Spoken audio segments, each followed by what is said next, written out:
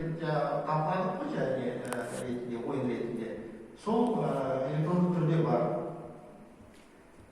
Мысалы, мен сіздерге айтарым, мүмкін жаңағы қалтастардан бір дегенім бар. Мен қарап отырсам, Қытайдан, Монғолдан келген қазақтар мен кітапты сатып, іздеп жүр екен. Сосын сендер қайтесің десем, қазақша сендер неге үйретулерің керек десем, бізге орысша үйрену үшін сен кітабың көп ықпал етеді дейді. Сондықтан сол қазақша жақсы оқитындар, қазақ тілін жақсы білетіндердің өздері айтады, ол кітапта көп нәрсе білімдері бар, бізге пайдалы деген сияқты ұмытып бара жатқан. Сондықтан сол электронды түрде оны ете аласыңдар.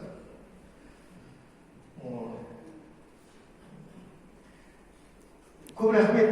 Біз енді кітап жақсы сатылғанын қалаймыз ғой. Жақсы болғаннан кейін. Саған рахмет. Тағы сұрақ бола ма? Тағы сұрақ. Айта бер. Менің атым Күндірежек Өсекенова. Сізде тағы кітапты жазасыз ба? Жоспарыңызда бар ма?